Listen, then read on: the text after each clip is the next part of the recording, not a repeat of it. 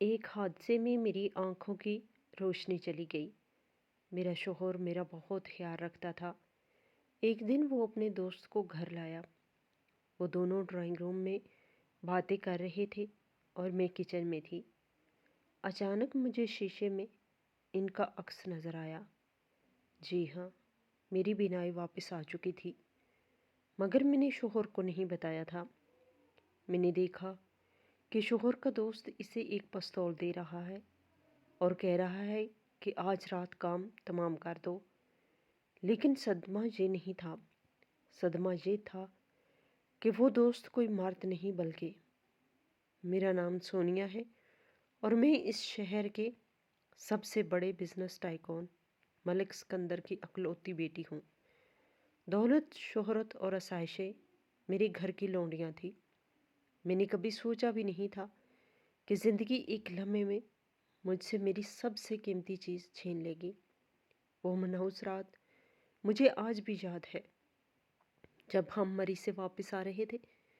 بارش ہو رہی تھی اور ڈرائیور کو راستہ صاف دکھائی نہیں دے رہا تھا۔ اچانک سامنے سے آنے والے ٹرک نے ہماری گاڑی کو ٹکر ماری اور پھر سب کچھ اندھیرے میں ڈوب گیا۔ جب مجھے ہوش آیا تو میں اسپتال کے بستر پر تھی۔ میرے جسم پر پٹیاں بندھی ہوئی تھیں، لیکن سب سے بڑا زخم میرے دل پر لگا تھا، کیونکہ ڈاکٹر نے مجھے بتایا کہ میرے والدین اس حادثے میں جاں بحق ہو چکے ہیں اور میرے سر پر لگنے والی شدید چوٹ کی وجہ سے میری آنکھوں کی بینائی جا چکی ہے۔ میں اس وقت صرف 22 سال کی تھی اور ایک ہی جھٹکے میں یتیم اور معذور ہو گئی تھی۔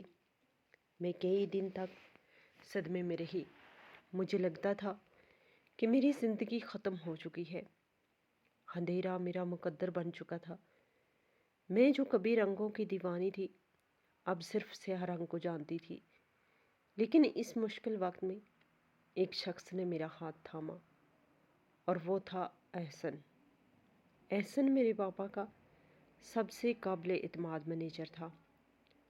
وہ ایک مڈل کلاس لڑکا تھا جسے پاپا نے اس کی قابلیت کی وجہ سے بہت اوپر پہنچایا تھا۔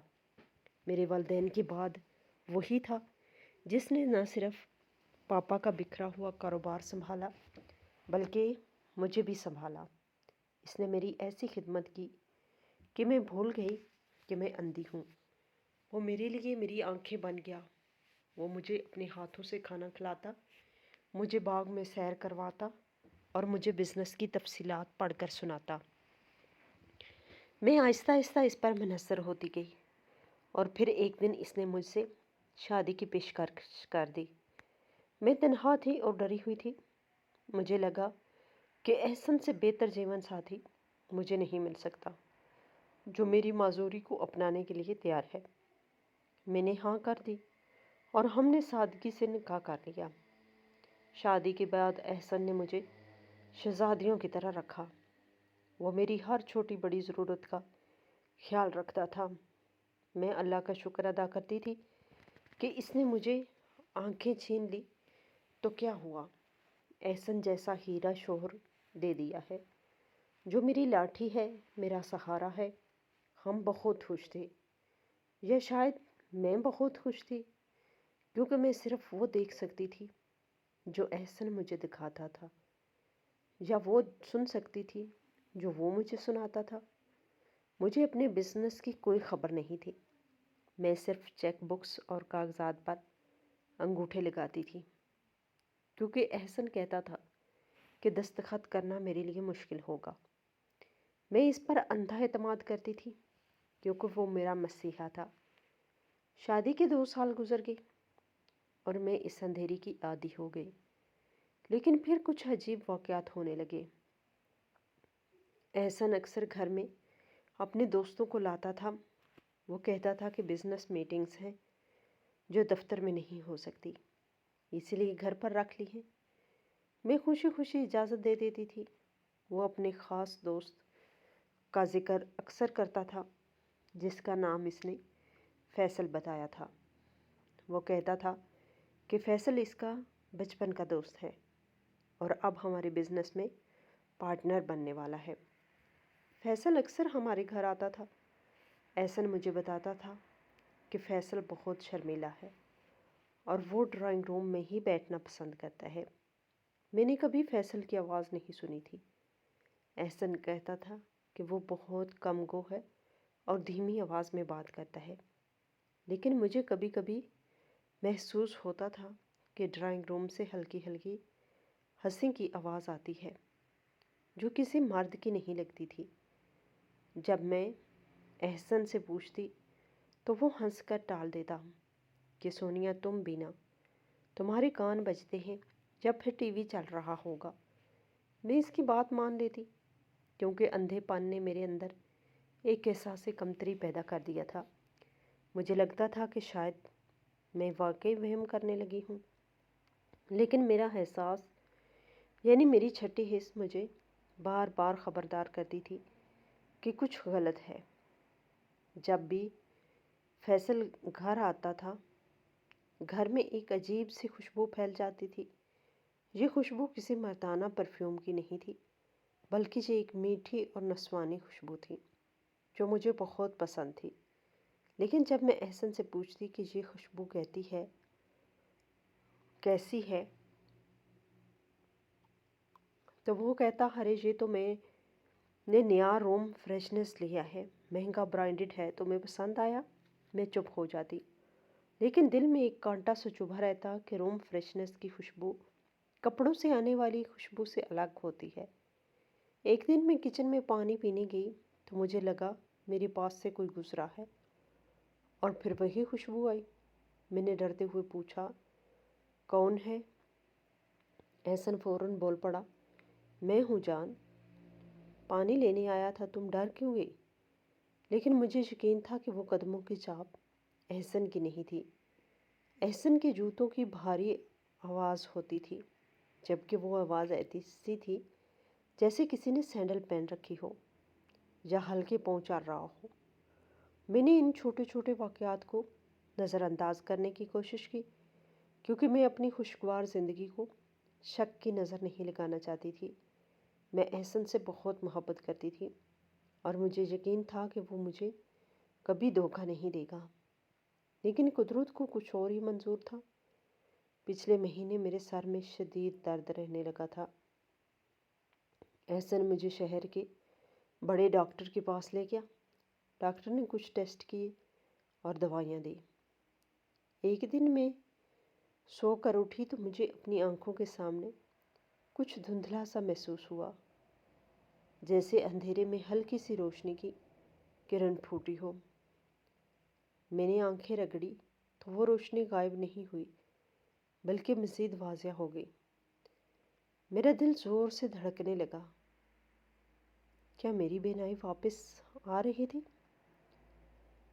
میں نے احسن کو آواز دینی چاہی، لیکن پھر میں رک گئی۔ میرے اندر سے ایک آواز آئی کہ ابھی نہیں بتانا چاہیے، میں اسے سرپرائز دوں گی، یا شاید یہ میرا وہم ہو۔ لیکن اگلے کچھ دنوں میں یہ وہم حقیقت میں بدلنے لگا۔ میری بینائی آہستہ آہستہ واپس آ رہی تھی۔ پہلے مجھے صرف سائے نظر آتے تھے، پھر دھندلے رنگ اور پھر چیزوں کے واضح خط و خال۔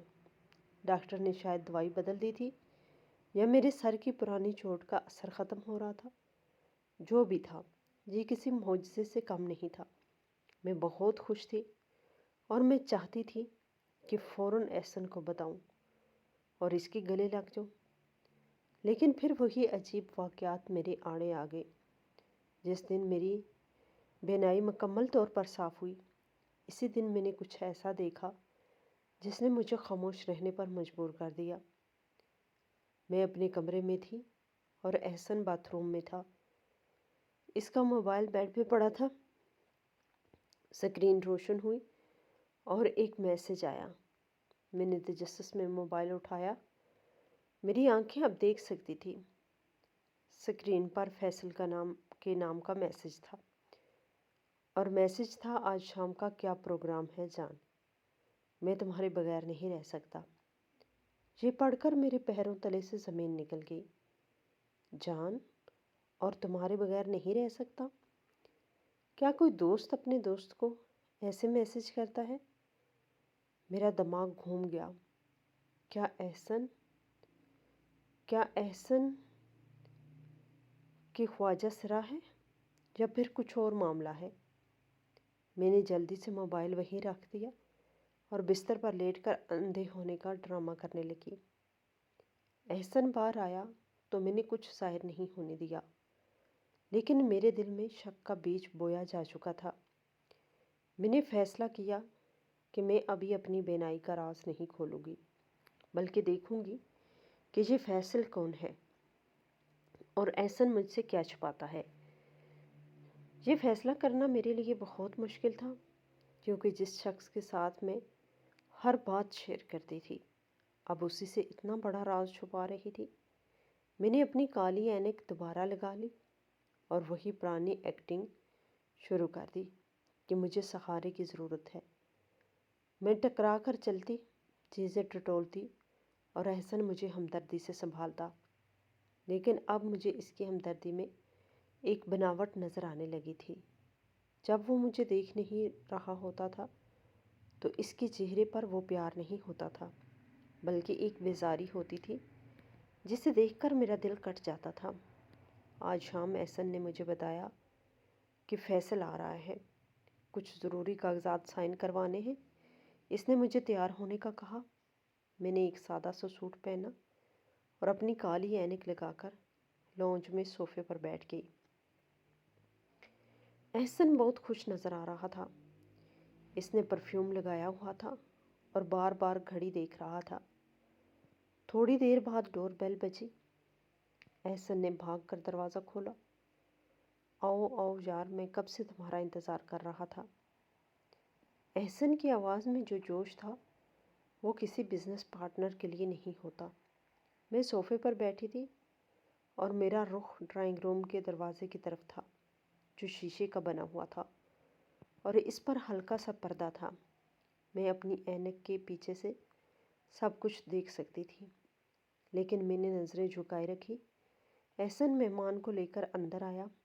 مہمان کے چلنے کی آواز سے ہی مجھے اندازہ ہو گیا کہ یہ کوئی مرد نہیں ہے۔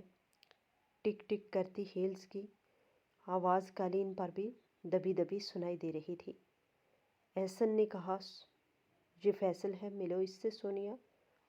میں نے انجانے پن کا ڈرامہ کرتے ہوئے ہاتھ آگے بڑھایا اور کہا، السلام علیکم فیصل بھائی، کیسے ہیں آپ؟ میرے ہاتھ کو ایک نرم و ملائم ہاتھ نے چھوا۔ یہ یقیناً کسی عورت کا ہاتھ تھا جس کی کلائی میں چوڑیاں تھیں۔ میں نے کرنٹ کھا کر اپنا ہاتھ پیچھے کھینچا، جیسے مجھے جھٹکا لگا ہو۔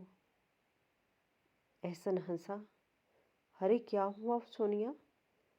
فیصل کا ہاتھ ٹھنڈا ہے یا شاید باہر سردی ہے نا؟ اس نے بات بنائی، لیکن میں دیکھ چکی تھی کہ وہ ہاتھ مہندی سے سجا ہوا تھا اور انگلیوں میں انگوٹھیاں تھیں۔ کچھ نہیں، بس اچانک لگا۔ میں نے سنبھلتے ہوئے کہا، اچھا میں آپ لوگوں کے لیے چائے بناتی ہوں۔ احسن نے کہا، نہیں نہیں، تم کیوں تکلیف کرتی ہو، ملازم بنا لے گا۔ میں نے اصرار کیا، نہیں، مہمان اتنے دن بعد آئے ہیں، میں خود بناؤں گی۔ اب مجھے اندازہ ہو گیا ہے کچن کا۔ میں دراصل وہاں سے اٹھنا چاہتی تھی تاکہ انہیں دیکھ سکوں۔ میں اٹھ کر کچن کی طرف گئی، جو لانج کے ساتھ ہی تھا اور جس کی دیوار میں ایک بڑی شیشے کی کھڑکی تھی، جہاں سے ڈرائنگ روم کا کچھ حصہ نظر آتا تھا۔ میں نے کچن میں جا کر چولہا جلایا اور برتنوں کی آواز پیدا کی تاکہ انہیں لگے کہ میں مصروف ہوں۔ پھر میں نے آہستگی سے کچن کی لائٹ بند کر دی تاکہ میں اندر سے باہر دیکھ سکوں اور باہر سے مجھے کوئی نہ دیکھ سکے۔ ڈرائنگ روم کا دروازہ کھلا ہوا تھا اور احسن صوفے پہ بیٹھا تھا۔ اس کے ساتھ وہ فیصل بیٹھا تھا۔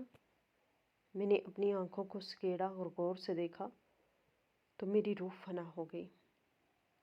وہاں کوئی فیصل نام کا مرد نہیں تھا، بلکہ ایک انتہائی فیشنیبل اور خوبصورت لڑکی بیٹھی تھی، جس نے ماڈرن کپڑے پہن رکھے تھے اور اس کے بال بھی کھلے ہوئے تھے۔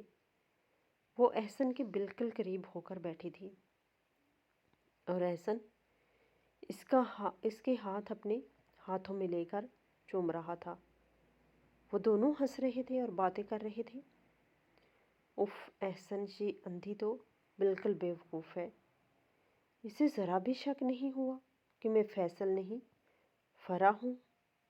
اس لڑکی کی آواز میں نے پہلی بار سنی۔ یہ وہی ہنسی تھی جو مجھے کبھی کبھی سنائی دیتی تھی۔ احسن نے کہکا لگایا، ارے یہ تو میری محبت میں اندھی تھی، اب اصلی اندھی ہو گئی ہے، اسے کیا پتہ چلے گا؟ بس کچھ دن کی بات ہے فرح، جائیداد کے کاغذ ٹرانسفر ہونے والے ہیں، میں نے اس کے انگوٹھے لگوا لیے ہیں، جیسے ہی سب کچھ میرے نام ہوگا اس کی کہانی ختم۔ احسن کے الفاظ میری کانوں میں پگھلے ہوئے شیشے کی طرح اترے۔ میرا شوہر، میرا مسیحا، جسے میں دیوتا سمجھتی تھی، وہ میری موت کا منصوبہ بنا رہا تھا، اور یہ عورت فرح، یہ اس کی گرل فرینڈ تھی جسے وہ فیصل بنا کر میرے گھر لاتا رہا اور میرے سامنے میرے ہی گھر میں عیاشی کرتا رہا۔ میرا دل چاہا کہ میں ابھی چیخوں چلاؤں، وہاں جاؤں اور دونوں کا گربیان پکڑوں، لیکن میں رک گئی۔ میں نے اپنے کانپتے ہاتھوں سے سلیب کو پکڑ لیا۔ مجھے چکر آ رہے تھے۔ میرے سامنے میری پوری زندگی ایک تماشا بن چکی تھی۔ مجھے احساس ہوا کہ احسن نے مجھ سے شادی صرف دولت کے لیے کی تھی۔ میری معذوری اس کے لیے ایک نعمت تھی جس کا اس نے بھرپور فائدہ اٹھایا۔ وہ 2 سال سے مجھے لوٹ رہا تھا، مجھے دھوکہ دے رہا تھا، اور اب وہ مجھے مارنا چاہتا تھا۔ میں چائے لے کر روم کی طرف بڑھی۔ احسن، چائے لے آؤں؟ میں نے آواز دی۔ میری آواز میں ذرا سی بھی لرزش نہیں تھی۔ احسن نے فوراً اس لڑکی کو پرے ہٹایا اور سیدھا ہو کر بیٹھ گیا۔ ہاں ہاں لے آؤ میری جان، ہم انتظار ہی کر رہے تھے۔ اس کا لہجہ پھر سے وہی مصنوعی مٹھاس والا ہو گیا تھا۔ میں ٹرے لے کر اندر داخل ہوئی۔ مجھے سب کچھ صاف نظر آ رہا تھا کہ وہ لڑکی کیسے حقارت سے مجھے دیکھ رہی تھی اور کیسے احسن مجھے دیکھ کر آنکھیں گھما رہا ہے، لیکن میں نے اپنی نظریں ایک خالی نقطے پر جمائے رکھی اور ٹرے میز پر رکھنے لگی، جیسے میں اندازے سے رکھ رہی ہوں۔ میرا پاؤں جان بوجھ کر میز کے پائے سے ٹکرایا اور میں لڑکھڑائی۔ اوہو! احسن فوراً اٹھا اور مجھے تھاما۔ دھیان سے سونیا، گر جاتی تو؟ اس نے فکر جتائی۔ میں نے دل ہی دل میں اس پر لعنت بھیجی۔ شکریہ احسن، وہ مجھے اندازہ نہیں ہوا۔ میں نے مسکرا کر کہا، فیصل بھائی چائے لیں؟ میں نے ہوا میں دیکھ کر کہا، حالانکہ مجھے پتا تھا کہ وہ کہاں بیٹھی ہے۔ وہ لڑکی اپنی ہنسی دبا رہی تھی۔ میں نے دل میں عہد کیا کہ آج تم میری بے بسی پہ ہنس رہی ہو، کل میں تمہارے انجام پہ ہنسوں گی۔ میں نے چائے رکھ کر کہا، میں ذرا تھک گئی ہوں، میں آرام کرنے جا رہی ہوں، آپ لوگ باتیں کریں، اور وہاں سے نکل آئی۔ میں اپنے کمرے میں آ کر دروازہ بند کیا اور پھوٹ پھوٹ کر رو دی، لیکن یہ میرا آخری رونا تھا، کیونکہ اب جنگ شروع ہو چکی تھی اور میں جانتی تھی کہ دشمن گھر کے اندر ہی ہے اور وہ مجھے مارنے کے درپے ہے، لیکن اسے نہیں پتا کہ اس کا شکار اب شکاری بن چکا ہے اور اس کی آنکھیں سب دیکھ رہی ہیں۔ اس رات میں اپنے بستر پر لیٹی چھت کو گھورتی رہی۔ میری آنکھوں سے آنسو خشک ہو چکے تھے اور ان کی جگہ ایک سرد عزم نے لے لی تھی۔ مجھے معلوم تھا کہ میں ایک خطرناک کھیل کا حصہ بن چکی ہوں۔ میری ذرا سی بھی غلطی میری جان لے سکتی ہے۔ احسن اور اس کی گرل فرینڈ فرح مجھے راستے سے ہٹانے کا منصوبہ بنا چکے تھے، اور وہ صرف جائیداد کے کاغذات پر میرے دستخط کا انتظار کر رہے تھے۔ مجھے سب سے پہلے ایک مددگار کی ضرورت تھی، کوئی ایسا جس پر میں آنکھ بند کر کے بھروسہ کر سکوں۔ اچانک میرے ذہن میں سمیر کا خیال آیا۔ سمیر میرے کالج کا دوست تھا اور وہ ہمیشہ مجھے پسند کرتا تھا، لیکن میں نے احسن کا انتخاب کیا تھا۔ سمیر اب پولیس میں ایک اعلیٰ عہدے پر فائز تھا اور مجھے یاد تھا کہ پاپا کی وفات پر اس نے مجھ سے کہا تھا کہ سونیا، اگر کبھی بھی زندگی میں کوئی مشکل آئے تو ایک بار مجھے یاد کرنا۔ میں نے فیصلہ کیا کہ صبح ہوتے ہی میں سمیر سے رابطہ کروں گی۔ اگلی صبح احسن حسب معمول جلدی اٹھ گیا اور وہ بہت خوشگوار موڈ میں تھا اور باتھ روم میں گنگنا رہا تھا۔ میں نے اس کی بے فکری کا فائدہ اٹھایا اور تیزی سے اس کا موبائل چیک کیا جو چارجنگ پہ لگا تھا۔ لاک کوڈ مجھے پتا تھا کیونکہ کل ہی میں نے اسے کھولتے ہوئے دیکھ لیا تھا۔ میں نے میسیجز کھولے تو فرح کا آخری میسیج تھا، آج رات کا کیا پلان ہے؟ میں مزید انتظار نہیں کر سکتی۔ احسن کا جواب تھا، آج رات فائنل ہے، کاغذات تیار ہیں اور میں نے دوائی بھی منگوا لی ہے، بس آج کا سورج غروب ہونے دو، سونیا ہمیشہ کے لیے سو جائے گی۔ یہ پڑھ کر میرے ہاتھوں سے موبائل فون گرتے گرتے بچا۔ میرا شک یقین میں بدل چکا تھا، وہ آج رات مجھے مارنے والے تھے۔ میرے پاس اس وقت بہت وقت کم تھا۔ میں نے جلدی سے موبائل واپس رکھا اور بستر پر جا کر لیٹ گئی۔ احسن باہر آیا تو میں نے حسب معمول اندھے پن کا ڈرامہ کیا۔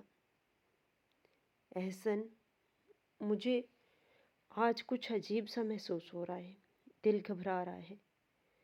میں نے جان بوجھ کر کہا تاکہ اسے لگے کہ میں کمزور ہو رہی ہوں۔ احسن میرے پاس بیٹھا اور میرے بالوں میں انگلیاں پھیرنے لگا۔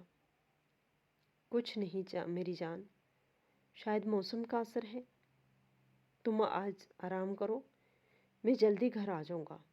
اور ہاں، فیصل بھی شام کو آئے گا، ہم نے ایک بہت بڑی ڈیل فائنل کرنی ہے اور تمہارے سائن چاہیے ہوں گے، اس کے بعد ہم سیلیبریٹ کریں گے۔ اس کے لہجے میں جو شفاقی تھی وہ میں محسوس کر سکتی تھی۔ وہ اپنی جیت کا جشن منانے کی بات کر رہا تھا اور وہ جشن میری موت تھا۔ میں نے اس بات میں سر ہلا دیا۔ ٹھیک ہے احسن، آپ جیسا کہیں۔ احسن تیار ہو کر آفس چلا گیا۔ جیسے ہی گھر کا مین گیٹ بند ہوا، میں نے اپنا موبائل اٹھایا جو میں نے چھپا کے رکھا تھا اور سمیر کا نمبر ملایا جو مجھے زبانی یاد تھا۔ تیسری گھنٹی پر کال اٹھا لی گئی۔ ہیلو، سمیر کی بھاری آواز آئی۔ سمیر، میں سونیا بول رہی ہوں۔ میری آواز بھر آ گئی۔ سونیا تم؟ اتنے عرصے بعد؟ سب خیریت تو ہے؟ سمیر حیران تھا۔ میں نے روتے ہوئے اسے سب کچھ بتا دیا، اپنے ایکسیڈنٹ سے لے کر بینائی واپس آنے تک اور احسن کی سازش سے لے کر آج رات کے قتل کے منصوبے تک۔ سمیر خاموشی سے سنتا رہا اور پھر اس نے صرف اتنا کہا، تم فکر مت کرو سونیا، میں ابھی زندہ ہوں، تم بس ویسا ہی کرنا جیسا میں کہوں۔ آج رات احسن اور اس کی گرل فرینڈ نہیں بچیں گے۔ سمیر نے مجھے ایک پلان سمجھایا جس میں بہت رسک تھا، لیکن میرے پاس اور کوئی راستہ نہیں تھا۔ اس نے مجھے کہا کہ میں نارمل رہوں اور انہیں یہ یقین دلاتی رہوں کہ میں اندھی ہوں۔ دوپہر کو احسن گھر آیا اور اپنے ساتھ ایک فائل اور مٹھائی کا ڈبہ لایا تھا۔ وہ بہت پرجوش تھا۔ سونیا، اٹھو دیکھو میں کیا لایا ہوں، تمہاری پسندیدہ گلاب جامن۔ اس نے ڈبہ کھولا اور گلاب جامن زبردستی میرے منہ میں ٹھونس دیا۔ کھاؤ بیگم، آج بہت بڑا دن ہے۔ مجھے اس مٹھائی میں زہر کا ذائقہ محسوس ہو رہا تھا، حالانکہ وہ زہریلی نہیں تھی، لیکن اس شخص کے ہاتھ ہی زہریلے ہو چکے تھے۔ شام ہوتے ہی گھر کی گھنٹی بجی۔ احسن نے جا کر دروازہ کھولا اور پھر کسی کو لے کر اندر آیا۔ اس بار اس نے فیصل کا تعارف نہیں کروایا اور نہ ہی مجھے بلایا۔ وہ اسے سیدھا گیسٹ روم میں لے گیا۔ شاید وہ سمجھتا تھا کہ اب ڈرامہ کرنے کی ضرورت نہیں ہے، کیونکہ چند گھنٹوں بعد تو میں مرنے والی تھی۔ لیکن میں اپنے کمرے میں بیٹھی تھی، لیکن میرے کان گیسٹ روم کی طرف لگے ہوئے تھے۔ تھوڑی دیر بعد احسن میرے پاس آیا۔ سونیا، چلو باہر آؤ، سائن کرنے ہیں، فیصل انتظار کر رہا ہے۔ میں نے اپنی کالی اینک لگائی اور اس کا ہاتھ پکڑ کر باہر لانج میں خاموش سی تھی۔ فرح شاید وہیں موجود تھی، لیکن خاموش تھی۔ احسن نے مجھے صوفے پر بٹھایا اور میرے سامنے فائل رکھ دی۔ یہاں سائن کر دو سونیا، یہ نئی کمپنی کے شیئرز ہیں۔ اس نے میرا ہاتھ پکڑ کر کاغذ پر رکھا۔ میں جانتی تھی کہ یہ جائیداد کی منتقلی کے کاغذات ہیں۔ میں نے کانپتے ہاتھوں سے قلم پکڑا اور دل ہی دل میں اللہ کا نام لے کر دستخط کر دیے۔ دستخط کرتے ہی احسن نے سکھ کا سانس لیا اور فائل جھپٹ لی۔ شاباش، اب تم جا کر آرام کرو، میں ذرا فیصل کو چھوڑوں، اس نے کہا۔ میں جانتی تھی کہ وہ اسے چھوڑنے نہیں جا رہا، بلکہ قتل کی تیاری کرنے جا رہا ہے۔ میں اٹھ کر اپنے کمرے کی طرف جانے لگی، لیکن دروازے پہ پہنچ کر رک گئی اور چھپ کر دیکھنے لگی۔ احسن سمجھ رہا تھا کہ میں کمرے میں جا چکی ہوں۔ میں واپس صوفے کی طرف مڑا جہاں فرح بیٹھی تھی۔ اس نے اپنی وگ اتاری اور کھلکھلا کر ہنس دی۔ مبارک ہو احسن، آخر کار یہ مصیبت ٹل گئی۔ احسن نے اسے گلے لگا لیا۔ ہاں جان، اب یہ گھر، یہ دولت سب ہمارا ہے، بس ایک آخری کام ہے باقی ہے۔ میں نے دیکھا کہ وہ دونوں کچن کی طرف گئے تاکہ جشن کے لیے مشروب تیار کر سکے۔ میں نے موقع غنیمت جانا اور دبے پاؤں کچن کی کھڑکی کے باہر چھپ گئی، جہاں سے مجھے اندر کا منظر صاف دکھائی دے رہا تھا۔ اور یہ وہ منظر تھا جسے دیکھ کر میری رگوں میں خون جم چکا تھا۔ کچن کی دیوار پر ایک بڑا آرائشی آئینہ لگا ہوا تھا، جس میں مجھے احسن اور فرح کا عکس صاف دکھائی دے رہا تھا۔ وہ دونوں شیلف کے پاس کھڑے تھے اور ان کی پیٹھ میری طرف تھی، لیکن آئینے نے ان کا بھانڈا پھوڑ دیا تھا۔ احسن دراز سے کچھ نکال رہا تھا اور فرح کے چہرے پر ایک شیطانی مسکراہٹ تھی۔ میں نے دیکھا کہ احسن نے اپنی جیب سے ایک چھوٹی سی شیشی نکالی اور اسے جوس کے گلاس میں خالی کر دیا۔ یہ یقیناً وہی دوائی تھی جس کا ذکر اس نے میسج میں کیا تھا، لیکن اس سے بھی زیادہ خوفناک وہ منظر تھا جو اس کے بعد ہوا۔ فرح نے اپنے پرس سے ایک کالے رنگ کا پستول نکالا اور احسن کی طرف بڑھایا۔ میں نے اپنی سانس روک لی اور غور سے آئینے میں دیکھنے لگی۔ فرح احسن کے کان میں کچھ کہہ رہی تھی اور پھر احسن نے وہ پستول تھام لیا۔ فرح کہہ رہی تھی، اگر زہر کام نہ کرے تو رسک مت لینا۔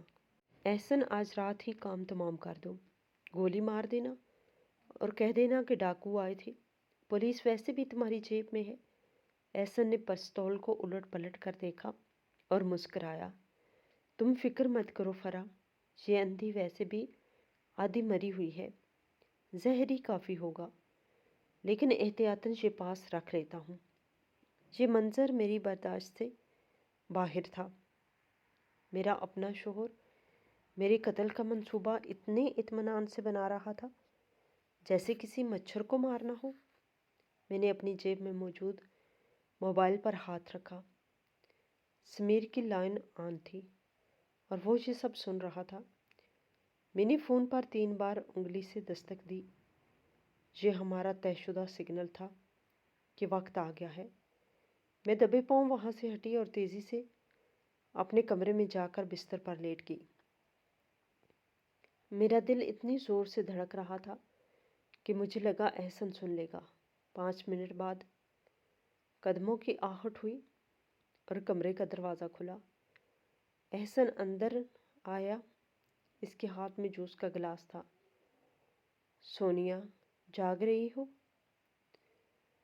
اس نے نرم لہجے میں پوچھا۔ میں اٹھ کر بیٹھ گئی۔ ہاں احسن، نیند نہیں آ رہی۔ احسن میرے قریب بیڈ پر بیٹھ گیا۔ یہ لو، جوس پی لو، ٹھنڈک ملے گی اور نیند بھی اچھی آئے گی۔ اس نے گلاس میرے ہونٹوں سے لگانے کی کوشش کی۔ میں نے گلاس ہاتھ میں لے لیا۔ احسن، آج تم بہت خوش لگ رہے ہو۔ میں نے اسے باتوں میں لگانے کی کوشش کی۔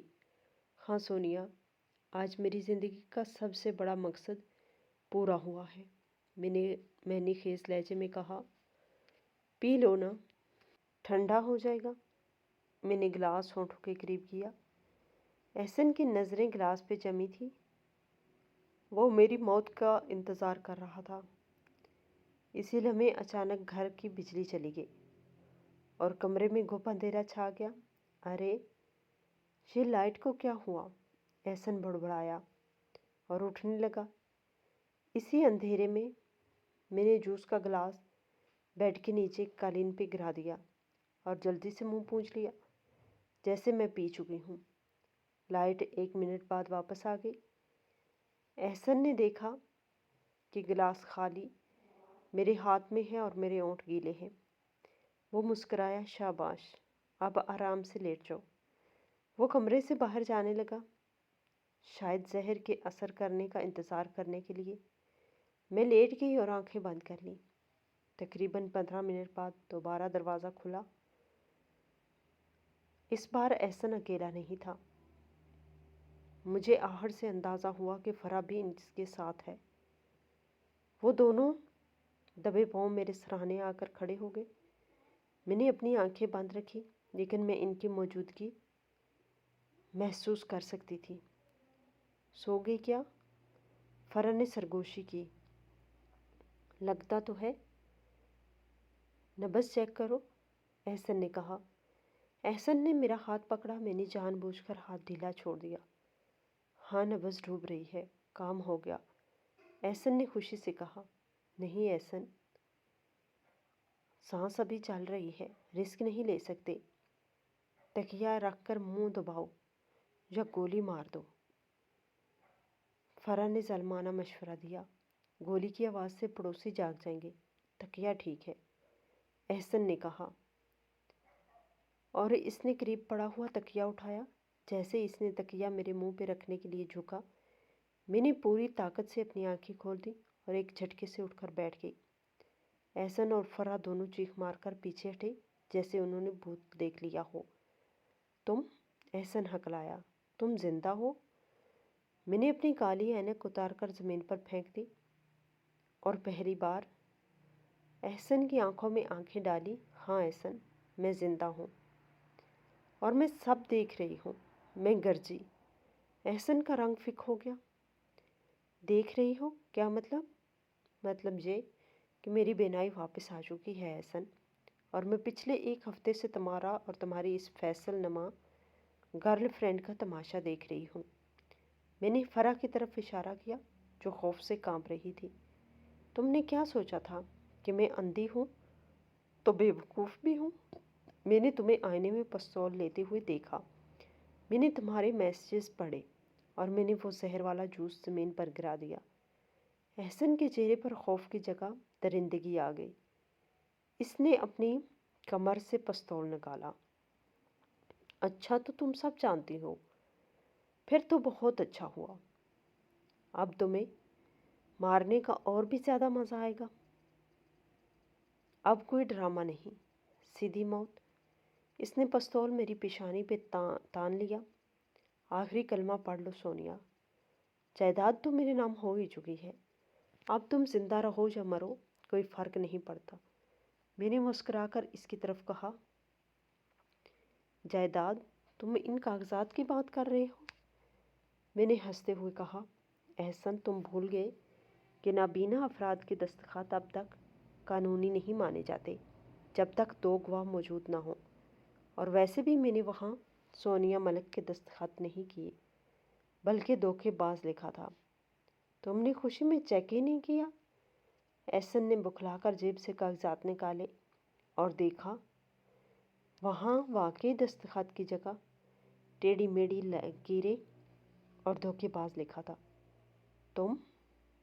تم بہت ہی چالاک ہو گئی ہو، میں تمہیں جان سے مار دوں گا۔ وہ دہاڑا اور ٹریگر دبانے ہی والا تھا کہ اچانک کمرے کی کھڑکی کا شیشہ ٹوٹا اور باہر سے ایک گولی آئی جو سیدھی احسن کے ہاتھ پہ لگی۔ پستول اس کے ہاتھ سے چھوٹ کر دور جا گرا۔ احسن درد سے چیخا اور زمین پر گر گیا۔ اسی لمحے کمرے کا دروازہ دھڑام سے کھلا اور سمیر اپنی پولیس فورس کے ساتھ اندر داخل ہوا۔ ہاتھ اوپر کر لو، سمیر گرجا۔ فرح چیخیں مارتی ہوئی کونے میں دبک گئی۔ احسن اپنا خون آلود ہاتھ پکڑے زمین پر تڑپ رہا تھا۔ پولیس نے فوراً دونوں کو قابو میں کر لیا اور ہتھ کڑیاں لگا لی۔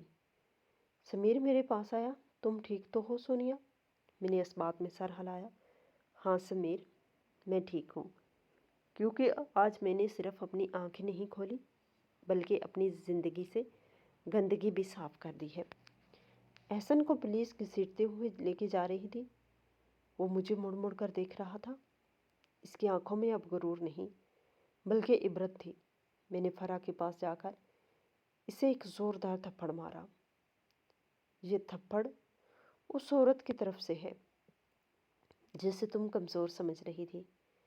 یاد رکھنا، عورت اندھی ہو سکتی ہے لیکن بے وقوف نہیں۔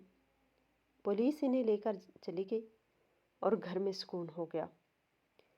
میں کھڑکی کے پاس جا کر کھڑی ہو گئی۔ باہر بارش تھم چکی تھی اور آسمان صاف تھا۔ میں نے آسمان کی طرف دیکھا اور گہرا سانس لیا۔ میری آنکھیں اب روشن تھیں اور میرا راستہ صاف تھا۔ میں اکیلی تھی لیکن اب میں کمزور نہیں تھی، کیونکہ میں نے اندھیرے کو شکست دے دی تھی اور اب میرا نیا سفر روشنی میں شروع ہونے والا تھا۔